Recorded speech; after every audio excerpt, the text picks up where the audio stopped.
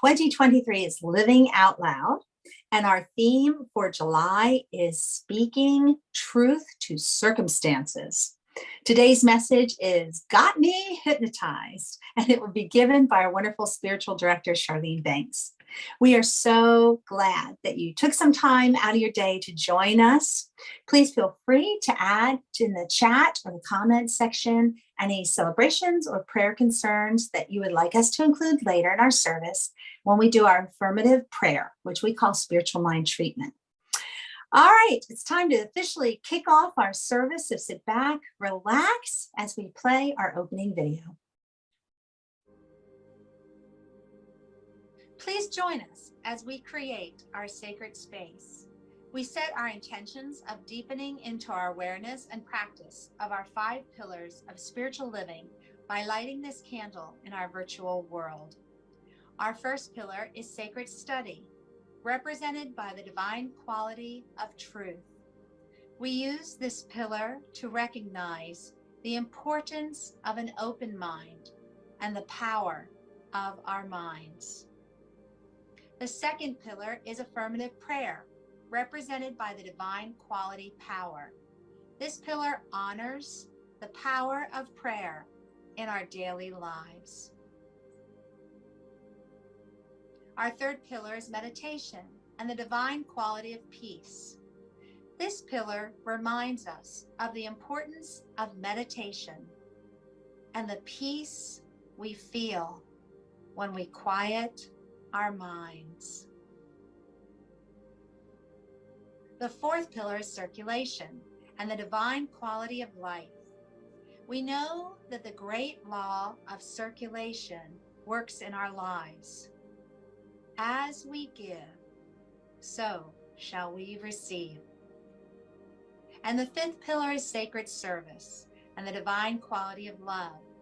This pillar affirms our call to be of service to our world as we see through the eyes of love. Let us close our eyes as we bless this sacred space and our time together. As we weave each of these pillars of spiritual living into our service today, may they deepen our own spiritual practices of study, prayer, meditation, circulation, and service, expanding our minds and our hearts to the 5 divine qualities of truth, power, peace, life, and love. We also bless everyone who made our service possible today and everyone in attendance. May the energy of love that is generated here bless everyone abundantly, and so it is. And so it is. Okay, folks, now it's time for our meditation.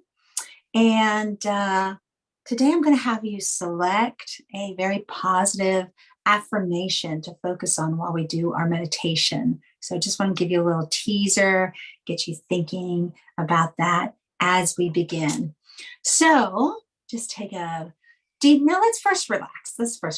Let's take a moment to relax our shoulders, get into a very comfortable position. Oh, I love that chime. I love seeing the leaves blow on our video. Just feel your body. Feel if there's anything that's a little tight, a little tense. Just take a moment and relax. Relax and sink into this moment. And now, as you've done that, I'd like you to begin by taking a deep breath in. Hold it and release.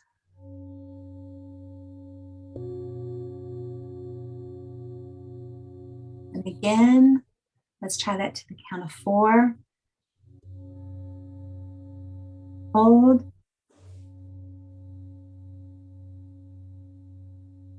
Release to the count of 8.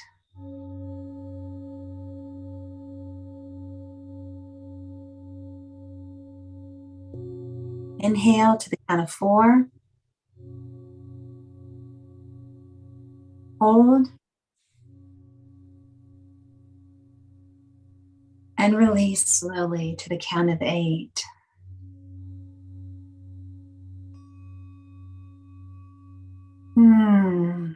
It just feels so good. Taking that in our busy life, just hit the pause button. So now, in this very relaxed but alert state of mind, you might find that it's better if you close your eyes, block out any visual stimulus. I'd like you to go within and find a powerful and positive I am message. So it might be something simple as I am peace, or I am filled with peace. I am at ease. I am healthy. Abundant. I am loving. I am able to give love and receive love.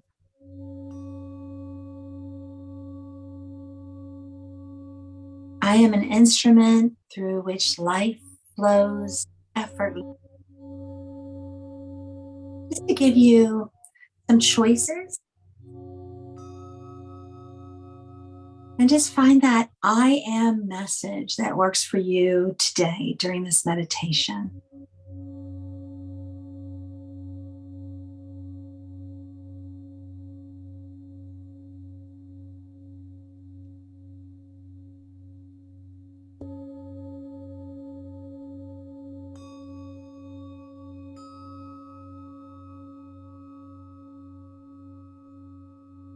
And just let those words really sink in. You can visualize that they're going to each of your cells, each of your atoms. You can recall something that we did in class recently if you took the class. But just send that message to every part of you.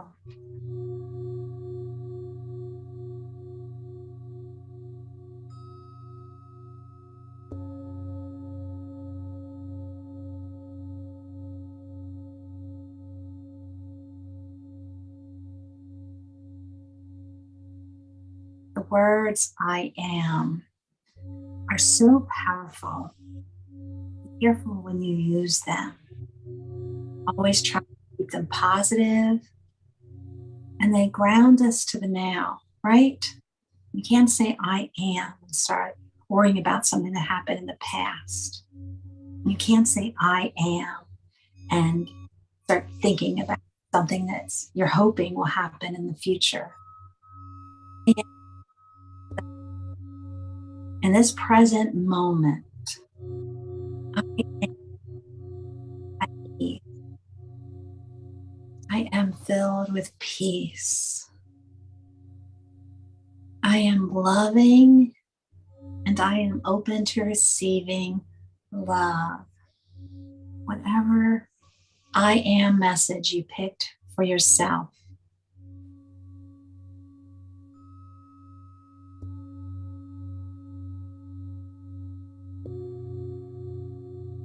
I am. I am this and so much more.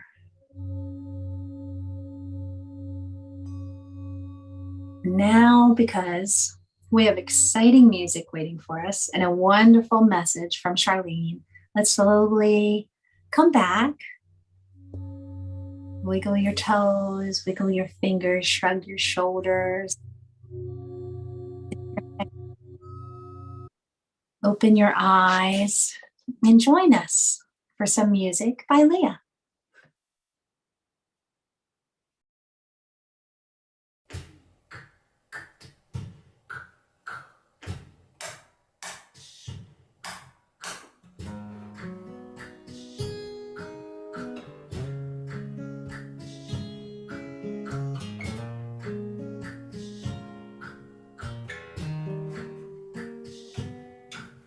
The night is closing in. The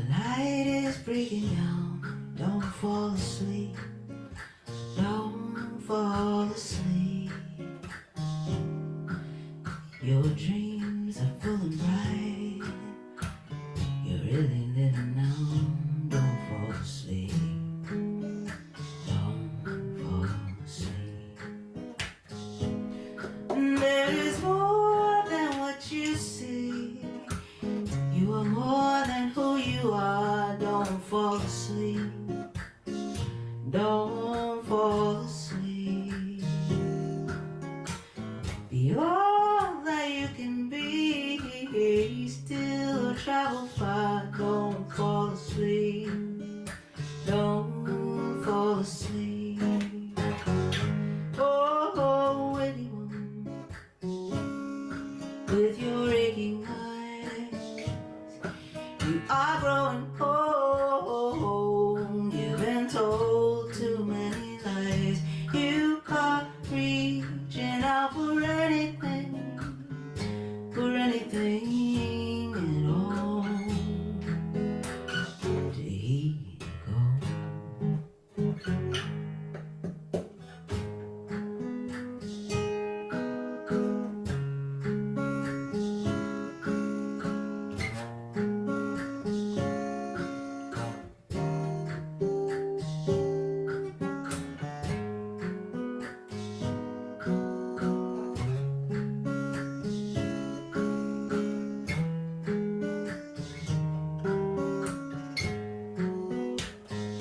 Oh, pretty one, with your vacant eyes, you are growing cold, but that's hardly growing wise. You are reaching out for anything at all to break the fall. When the world is closing in, when your heart is breaking down, don't fall asleep. Don't fall asleep. Don't fall asleep. Don't fall asleep. Don't fall asleep. Don't fall asleep.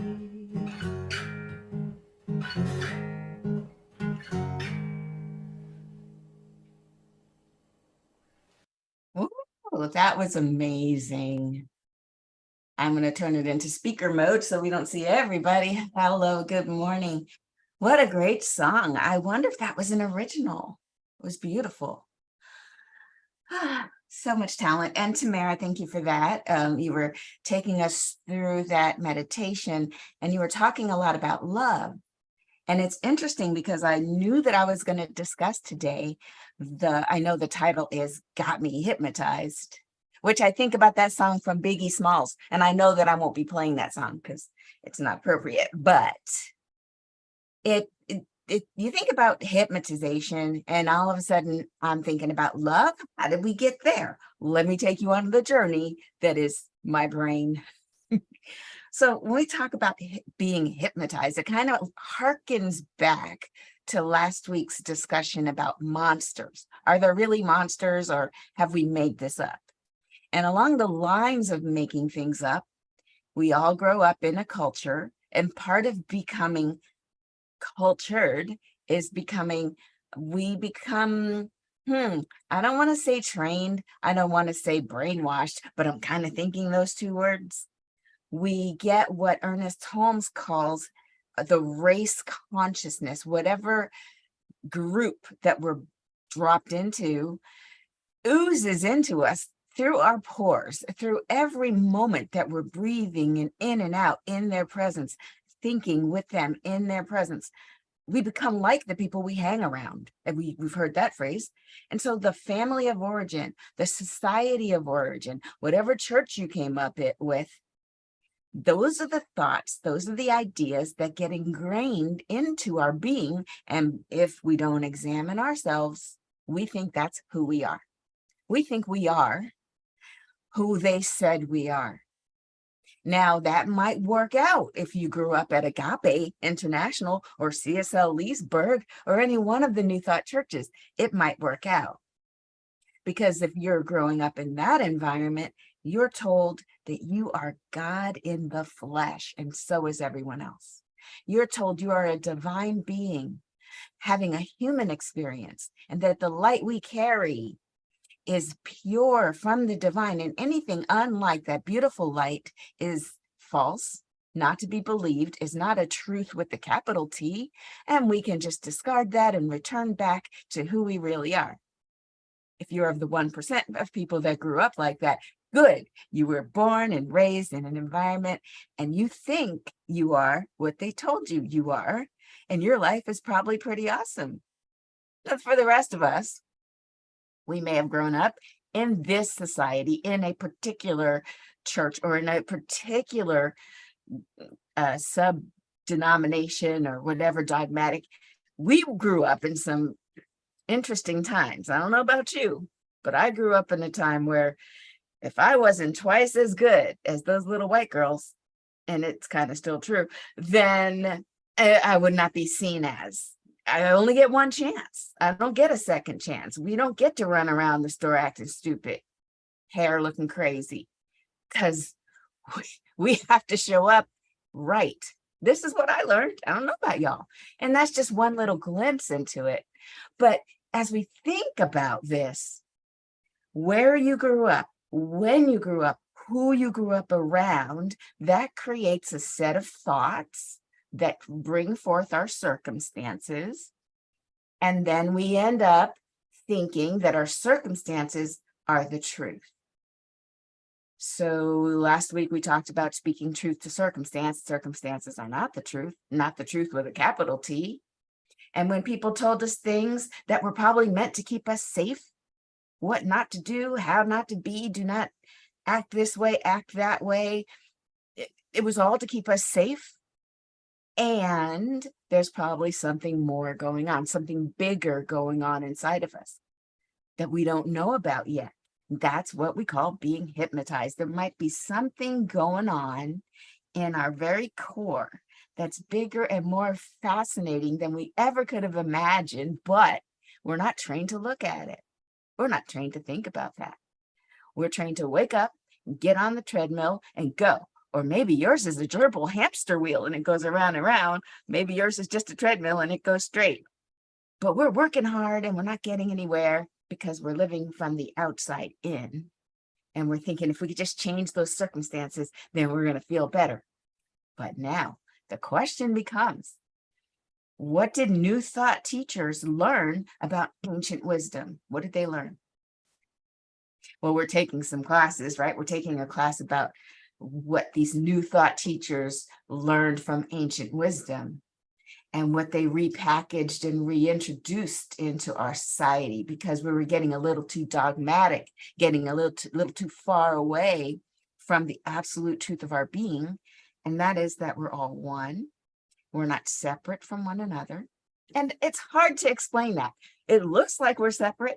You're over there and I'm over here. Seems like it's separate to me. But what if we each were leaves connected to the same tree? Think about that. What if there are 8 billion, I think there's 8 billion people on the planet right now, if I'm not mistaken. So what if there's 8 billion leaves all connected to the same tree? It would be silly for one leaf to look over and say, nah, nah, nah, boo, boo, I'm better than you. No, it's weird because everybody's connected. We're all connected to the same source of life.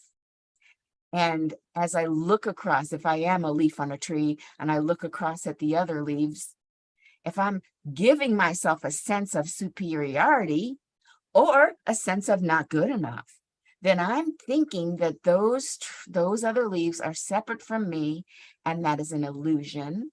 It's not the truth. And so the New Thought leaders looked back in time. They went to Hindu traditions, they went to the Buddhist traditions, and they went to every piece of wisdom, including their own innate wisdom, and they recognized a thread. Oh my gosh, they've all been trying to say the same thing. It's like they looked up from a book, hey guys, they're all saying the same thing. And then someone ran over to the whiteboard and started drawing boxes and connecting them. We're all connected. There's a thread that goes through every religion that talks about how we are one with the divine. The divine incarnates as humans and walks around and talks and looks at itself as it's also incarnating as animals and leaves on trees and all the things that the divine is us. It's everywhere in these teachings. And so that's actually good news, and it makes us wake up, because we've been trained to think more tribally, us against them. And if everybody's just exactly the same, then we'll find some way to differentiate ourselves anyway. You could get a group of people who look pretty much alike, but then they'll say, oh yeah, well, that over there, that's they're lefties, they're to the left, we're to the right. Or oh, you see those short people over there, they're gonna come up with a way, like the sneetches on beaches, they're gonna come up with a way to separate themselves so they could go us versus them. And this is a common hypnotized. How do you know you're hypnotized, you might say? When you're looking over there and think that those people are other. That's how you know. And when you start moving into this bigger, more expansive awareness of, oh my, I've sat in and I've sat and I've gone within over time, and I realize there's something in me that's bigger, and it's also in you, and it's also in these other people. I'm moving from my head that likes to categorize things to my heart that just wants to love. I just want to love. The more I find out who I am, the more I just want to love people. And that's why Tamara's meditation was so wonderful, because she's talking about, she was anchored in that love. And I love that we're so connected. She had no idea where I was going with this. The title is Got Me Hypnotized. How did Tamara know just to do a lot of meditation on love? Because we're connected. That's why. And then so we're looking at this hypnotization. And I remember a quote, Tony Robbins, you know, the guy, what does he do? He's a motivational speaker. He's big. He's not only big physically, but he's got big energy. And when he's on a stage, he fills up the room, and people hire him so that they could get themselves together and change their thinking, change their life. Someone asked him, hey, Tony, is it hard to hypnotize people? And he said, not really, when you realize that they're all walking around hypnotized in the first place. My job is to snap them out of it. And I love that, because a lot of times we take on the expectations of others. And if you're a people pleaser, I'm sorry, I know, me too. You just want people to be happy with you. So you learn how to behave so they'll be happy with you. It's the good girl syndrome, the good boy syndrome. You just want other people to be happy with you. What if you have a thought that might not float too well? I don't want to have confrontation. I'm just going to swallow it. And I'm just going to live in my job or live in my relationship and not speak up. And then I'm becoming less and less myself as I give someone what I think they want so that they could be happy with me. It's a weird thing. I'm going to give you all the power and then hope that you treat me nicely. How about let's not do that anymore? The first thing we do when we start to wake up is we realize, there's a part of me that is always consistently me, and then there's how other people experience me. I've got to get my center first. I've got to treat myself the way I want to be treated first. I've got to love first in myself, and then let it overflow, and let that be the energy through which I walk in the world. And even though, as I speak about this, you sit, you meditate, we'll have our times. We go back and forth, just like the heart. It beats, and then it doesn't beat, and then it beats, and then it rests, and then it beats. There'll be times when even the most practiced meditator who's leading from love in most of her life look out in the world and say, oh my gosh, those people. It'll happen because we are incarnated in a human body. We tend to look at the world from the outside in, but it's that training. Even though our mind wandered, even though we started going that route, we bring it back. We always bring it back. Just as the breath goes in and the breath goes out, we get another chance to come from that loving space. Love, love, love. And even as I teach you right now about it, I'm teaching me And then I'm looking back. Now, let me tell you something really interesting about me. I think it's interesting. I don't know about you, but when I was coming up, let's say early 30s, in my early 30s, I was steeped into this teaching, taking a lot of classes. I had this new little baby, and I'm involved with different people who are bigger than life, just loving, just amazing. And so I was trying that on. And I remember one time I was teaching in New York City, and I was allowing, I don't think I was trying so much, but my heart had just exploded open. I had just gone to Africa, came back, went to one of those agape concerts. And I don't know if I mentioned earlier to you guys, but I remember Reverend Nirvana, his name is Nirvana. He gave me this hug, and the hug, I don't know what it was about that hug, but it opened my heart. I felt like the Grinch. I think I told you, where my heart grew 3 times that day. I was just so, and then I remember in agape, you could just be open and loving. Everybody's like that. Everybody's open and loving. Anyway, I get on the plane, go back to New York. I'm teaching a class. And I said, let me try to be like this. Ooh, it was not advisable. Now, I'm not sure what went wrong, but as I'm in New York City, just walking down the street, I'm doing the love thing with my eyes. I'm not being super weird or anything, but then I go to teach my class, and I'm so expanded that people were terrified. They were terrified.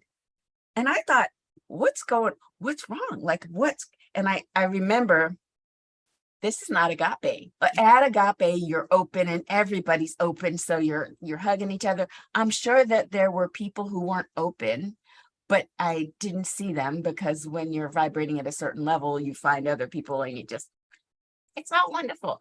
I brought that back to New York City. And even though there were probably signs, like people looking away when I looked at them, I didn't care. I was just like, hi, how are you?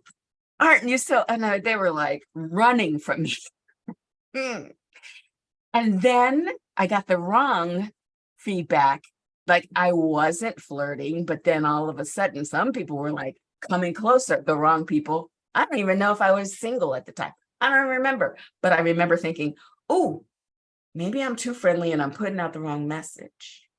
And then at the end of that week, I kind of toned it down. I was trying to figure it all out. I thought you could just be one way in the world, open, just be one way. And I think what I was learning at the time was there's a time and place for everything. And even if you are open, even if your heart is wide open,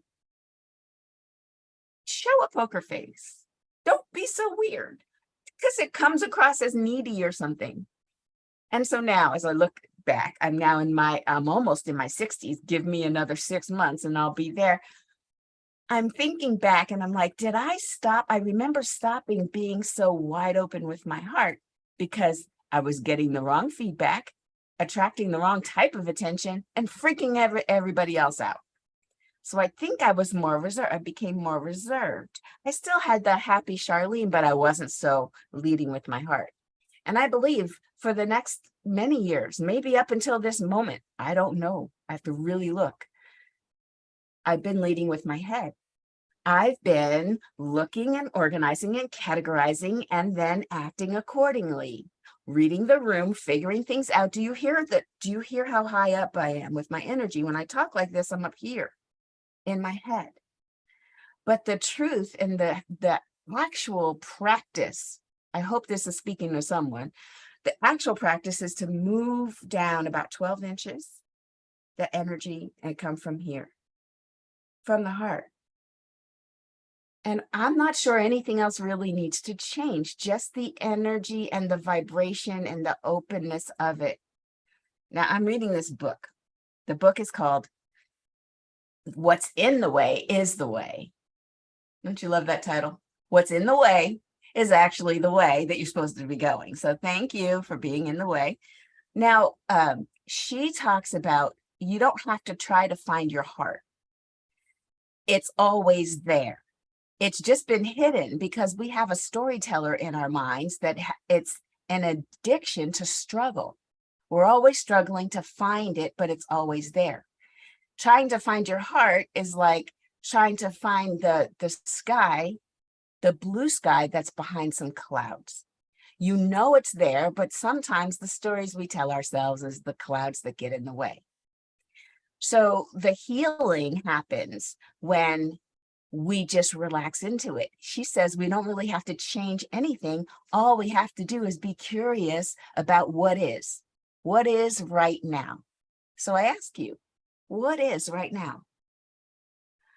And ask in a way that is so spacious that these clouds of hypnotization or whatever stories we're telling ourselves can thin so that they go away and they're wispy and now they're not there, and you see that clear sky that is the heart, the love that's inside.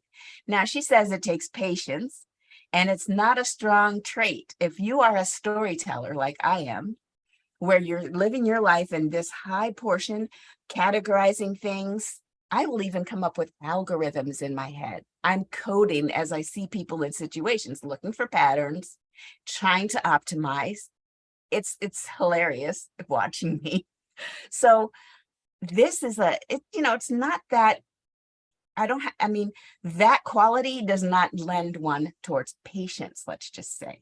So having patience, it does take patience to breathe in, breathe out, stay in that meditation that Tamara took us through, and just know that behind those clouds of stories, there's a full, clear sky of a heart that's loving. And just be with that and let it slowly unfold. And she says that this awakening will be slow and steady, hardly noticeable in comparison to the noisy voice of the storyteller.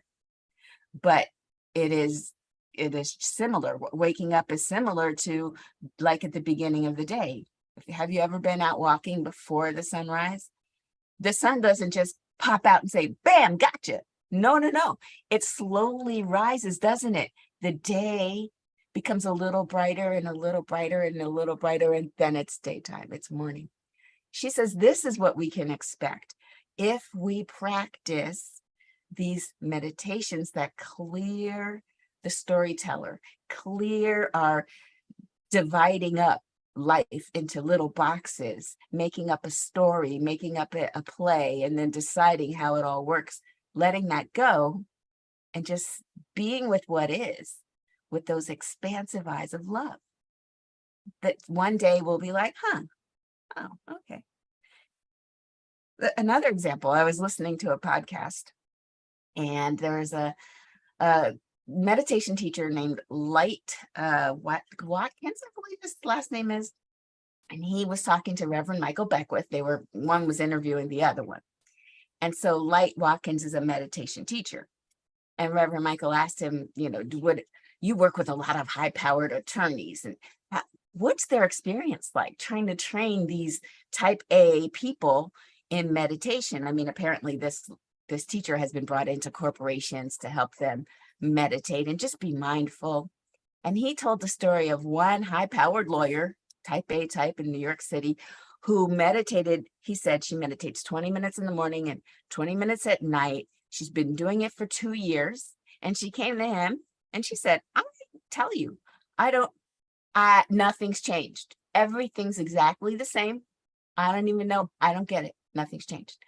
And he said, well, it's weird. You're doing all the practices that she said, I'm doing everything. And she's very meticulous about doing things. So it's not like she's not doing it.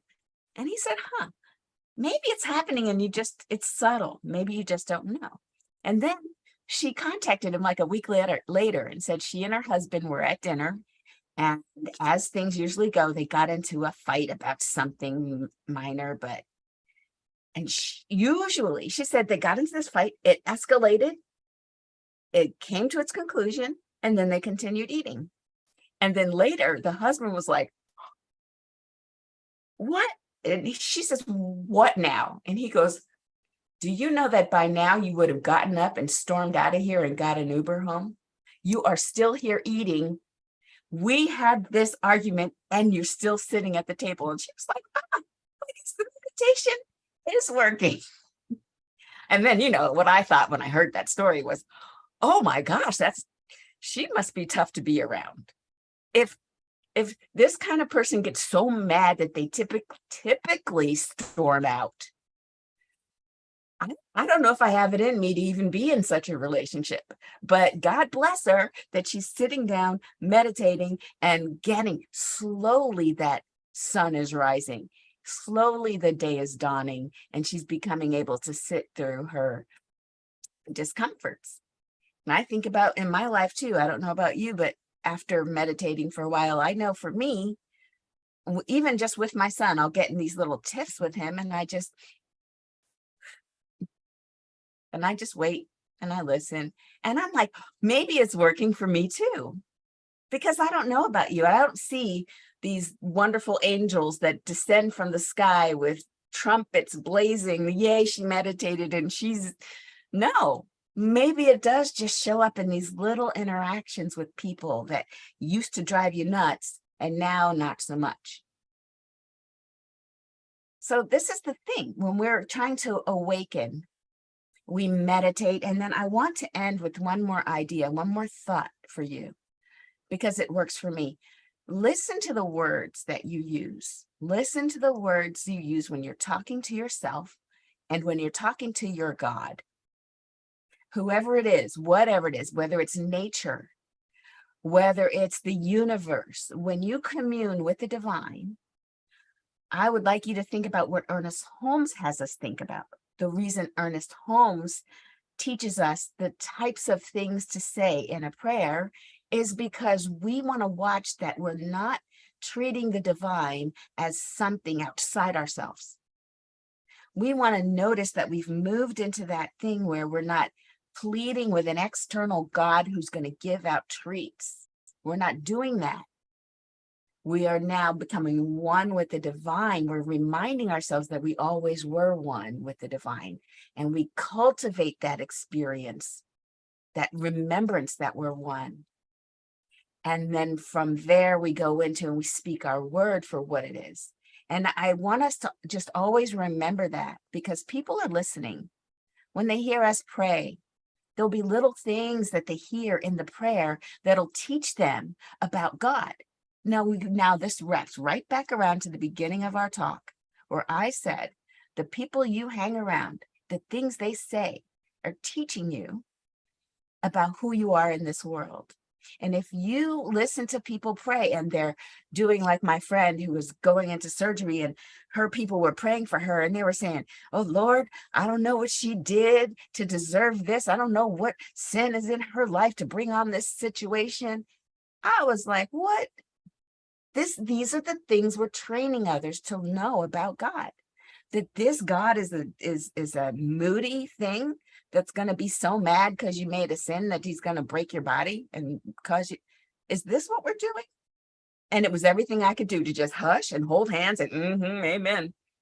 But I think about that, and I know that that's why Ernest Holmes is teaching, and other people who teach New Thought. Either it's a 5-step prayer or Unity has 8 steps. You definitely reminding ourselves to come at the divine from a level of oneness and not supplication. And then from that oneness, we speak our word, knowing that that word is powerful. That word is creative.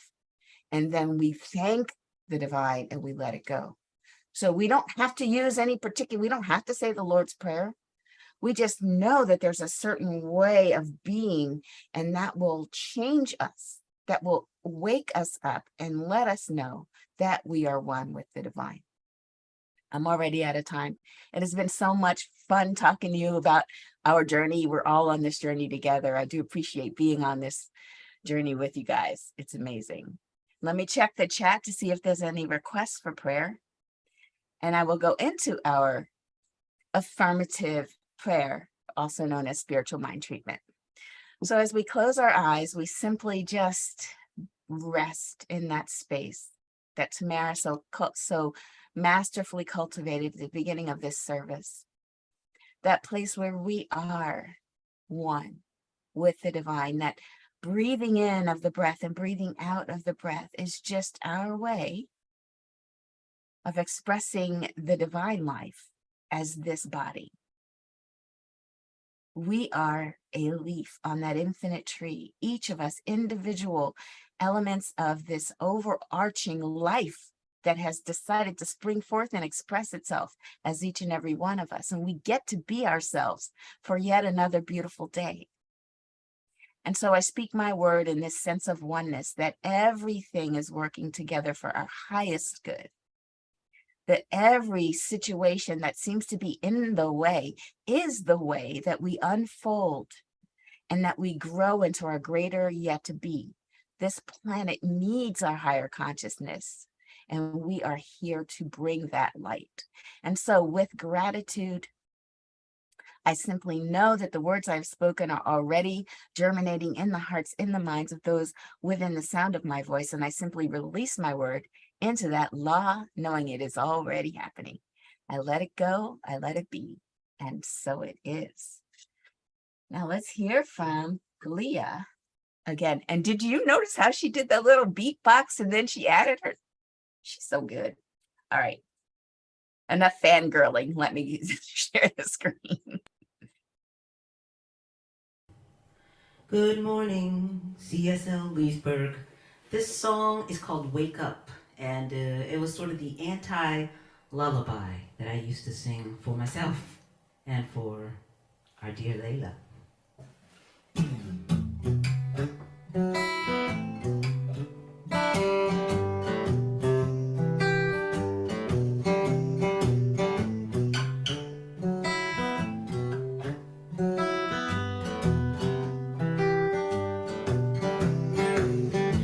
Wake up, the sun is shining now.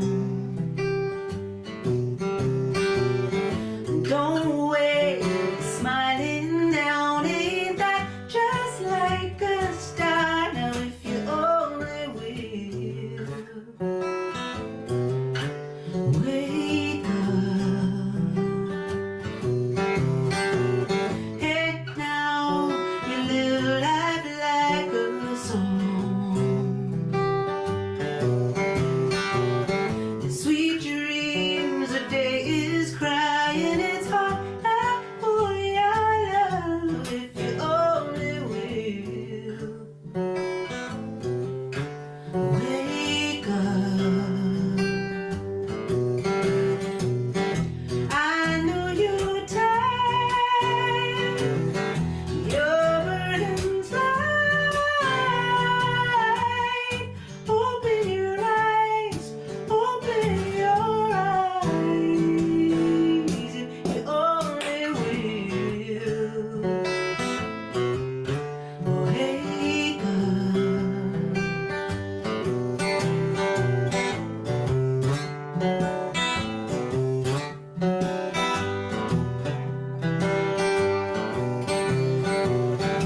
I know you're tired, your burden's light.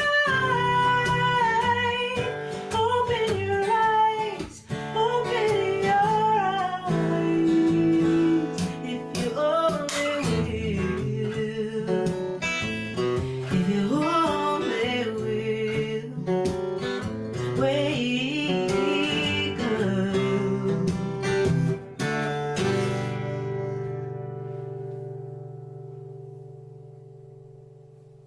Woo, awesome. Awesome. Thank you so much, Charlene. Thank you, Leah, for the wonderful music. You know, Charlene, I was thinking about when I picture somebody being hypnotized, I picture somebody up on stage and they pull a volunteer from the audience and they say, like, you are a chicken. And they get this guy to walk around the stage, right, going, bok, bok, bok, bok, bok, and thinking he's a chicken. And what you were saying at the end about spiritual mind treatment, right? Spiritual mind treatment. We get to be the hypnotizer, you know, instead of somebody else out there saying to me, hey, you're a chicken. No, no, no. I get to do the hypnotizer. No, I am loving. I am abundant. I am. Isn't that cool? All right, I had to share that little preview for our pearls. Let's talk about our donations and the ways that you keep CSL Leesburg coming to you every week. So we bless the donations that come into us. They not only support our organization, CSL Leesburg, but our home organization and other organizations that share our vision of helping to create a world for everyone. Because like Charlene said, we're all just leaves on the same tree. So you can look at the screen. There's so many ways that you can give. I looked over who's here, who's present. I can see who's on our Zoom link. I know you already have a way that's working for you. If you're new to us, if you're watching us on Facebook, then you could see that. You can always go to our website to find out how you can give. So let's bless our gifts. Join me now. The presence of spirit within me blesses everyone I meet, tends to heal everything I touch, brings gladness into the life of everyone I contact. Therefore, I am a blessing to myself, to humankind, and to the day in which I live. And so it is. And now it's time for announcements. So do you know today is? Do you know? Today is July 9th, which means it's the second Sunday of the month, and we're bringing back Sunday Lunch Bunch. So if you're in the area, if you are in the Northern Virginia area, if you can get to Wegmans in the villages of Leesburg at 1:30 today, you'll see some familiar faces that you normally see on screen, but we'll be there live and in person, and it's so exciting to get together. We'll get our lunches, find what matches your diet restrictions, what suits your fancy. I know I'm already thinking sushi, just saying. And pay for it, put it on a tray, and then join us upstairs. And we're going to talk, we're going to laugh, we're going to share. It'll be a lot of fun. So that is today at 1:30. If you can't make it, we'll be thinking of you, and maybe it's possible for you to join us next month when we do our Sunday Lunch Bunch. All right, let me remind you about pearls. I'm going to watch the clock carefully. I know Charlene has to drive to get to Wegmans. I have to drive a little bit, but hang around with us if you can. We'll do a really quick share. I snuck mine in, but we'd love to hear what were parts of the service that really resonated with you, or you have some questions about, you'd like to explore further. Was there something in the meditation? Was there something in the music that you just want to share, that maybe you're on fire and you just got to talk about this a little bit? That's what we do right after service. So join us if you can. All right. If you can't, we're going to send you off with our blessings. But first, let's do our closing affirmation. So put your hands over your heart. We're ending just where we started today. And I want you to really sink into these words. Join me in saying, I am love. I am love. Love hearing you. If you can, turn on your mics. Now, look at somebody in the room with you, somebody on the screen. Maybe it's a little furry one. I got Silas down the floor right in front of me as always. Or maybe two, since we're all connected, right? We're all leaves on the same tree. Send it out to somebody that you know needs to feel your message of love today. You ready? Here we go. You are love. You are love. You are love. It travels long distance. That's how it goes. And now put your hands up in the air for our closing. It's all love. It's all love. It is all love. And I love that I can hear your individual voices. Fabulous. All right. If you have to go, we send you off with our blessings. If you can hang around, we're going to do some quick pearls, and then we're going to be hopping in our cars and driving over to Wegmans. Thank you so much for joining us here today. Have a great day. You are loved.